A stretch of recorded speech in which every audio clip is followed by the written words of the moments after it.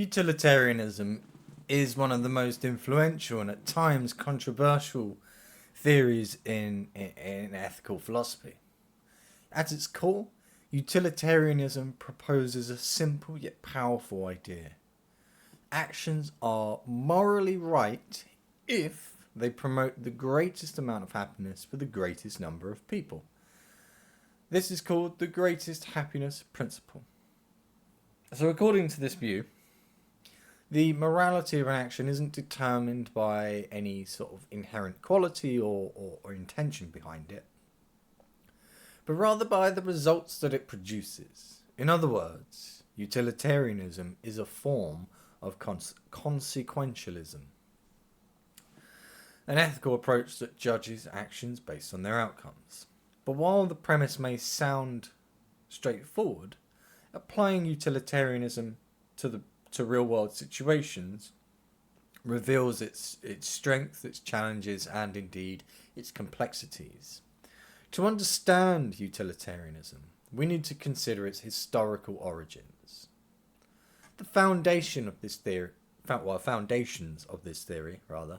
were laid in the late 18th and early 19th centuries, primarily through the works of two extremely prominent English philosophers that you might have heard of, Jeremy Bentham and John Stuart Mill. Bentham is often credited with founding classical utilitarianism. He believed that humans are governed by two sovereign masters, pleasure and pain. From his viewpoint, he argued that the moral worth of an action can be determined by calculating the pleasure and pain it produces, something that he referred to as the philosophic calculus. For Bentham, the right action is the one that maximizes pleasure and minimizes pain, and he believed this approach could be applied universally, making morality objective and measurable. John Stuart Mill, however, saw limitations in Bentham's purely quantitative approach and sought to refine it. So Mill agreed with Bentham's basic principle, but he argued that not all pleasures are equal. Mill introduced a distinction between higher and lower pleasures, suggesting that intellectual and moral pleasures, such as reading, learning, and engaging in meaningful relationships, are qualitatively superior to mere physical or sensory pleasures like eating or physical comfort, which is somewhat similar to the idea or the Epicurean idea put forward by Epicurus all those thousands of years ago. So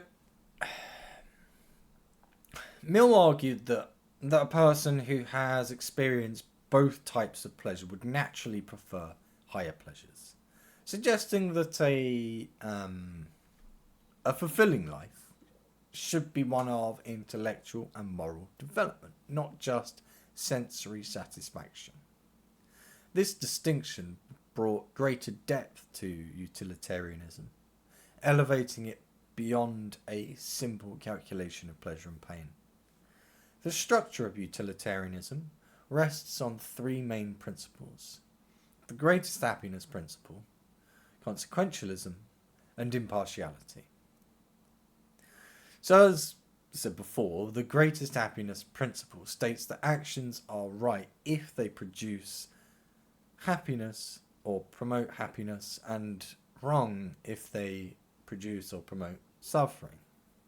This principle directly ties an action's moral worth to the well-being it produces. Consequentialism, as the backbone to utilitarian thought, insists that the morality of an action is determined solely by its outcomes. Unlike other ethical systems, which might consider the actor's intent or adherence to moral rules, utilitarianism focuses strictly on results. Impartiality is also central to utilitarianism, holding that everyone's happiness is equally important. It rejects any form of moral favoritism.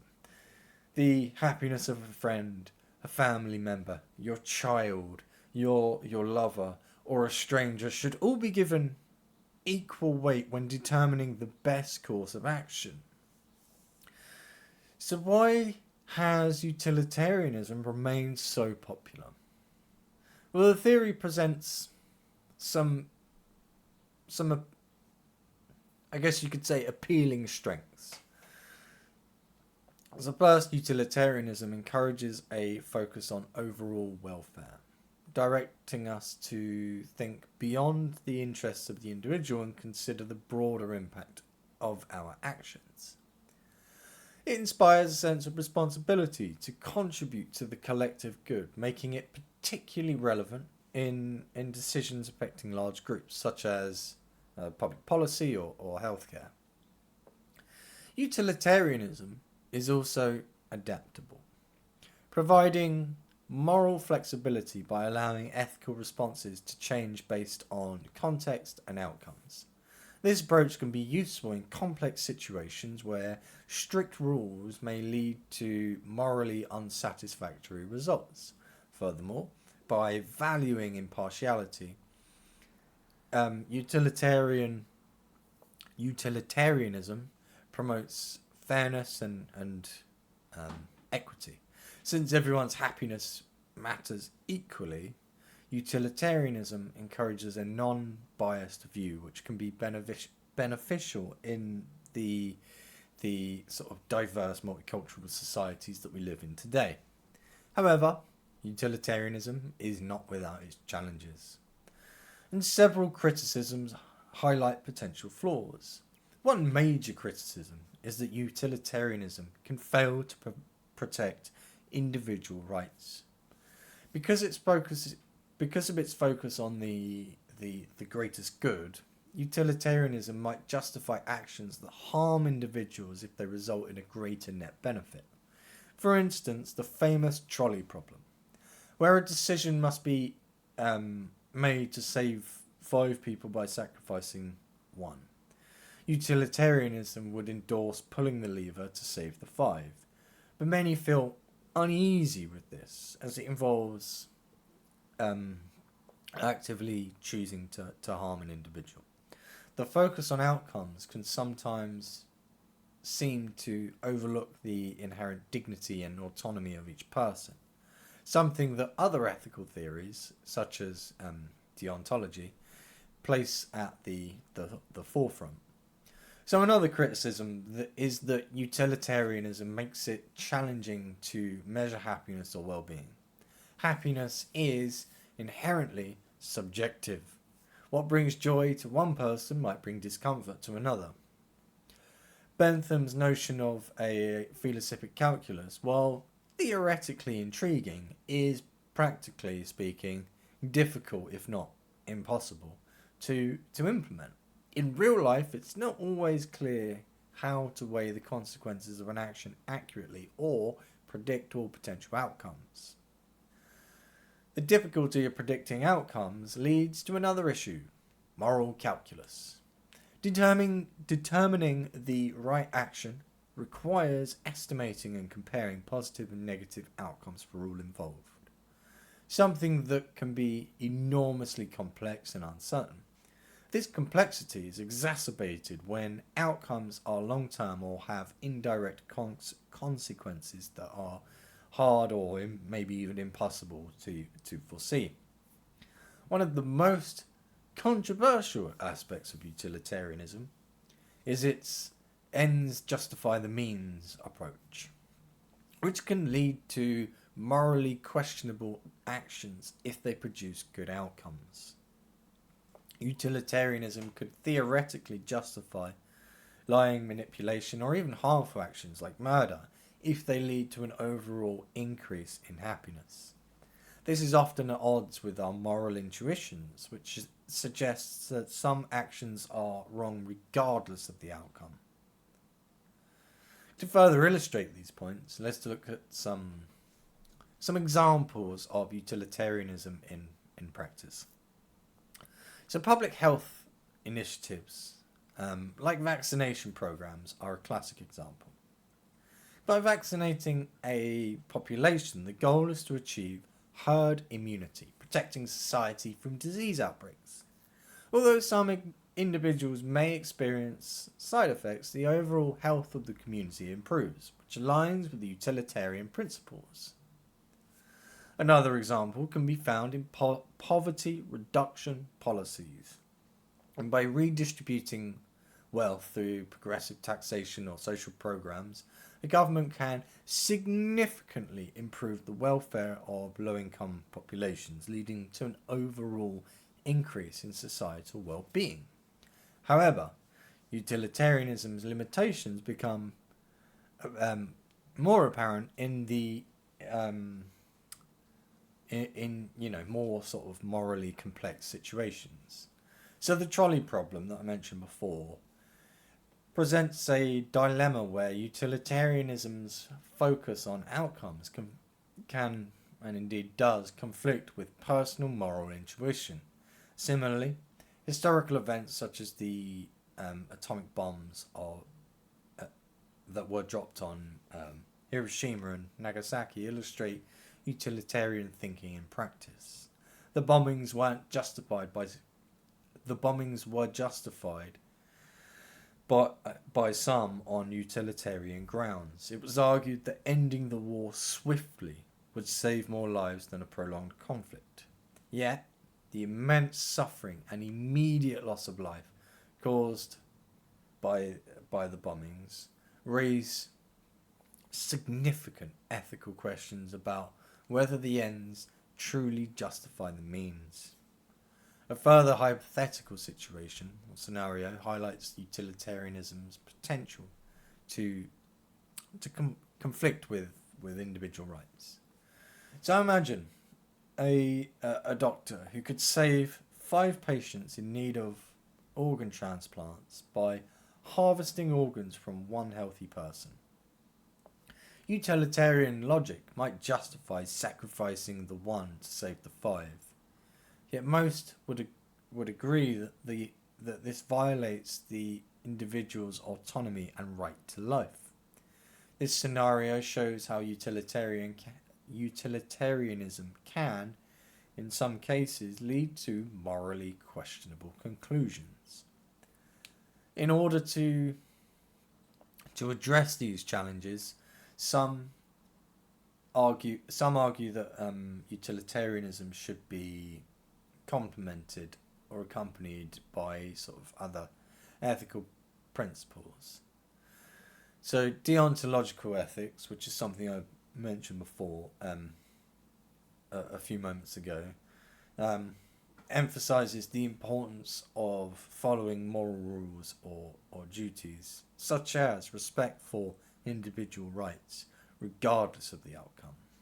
Immanuel Kant's categorical imperative is a prime example of deontological thinking, arguing that actions should be judged by whether they respect universal moral laws and treat people as ends in themselves, not merely as means to an end. Where utilitarianism might permit lying if it leads to happiness, deontology would prohibit it on the basis that honesty is a moral duty. Another approach is virtue ethics, developed by Aristotle, which focuses on character and the cultivation of values like courage, wisdom, and kindness.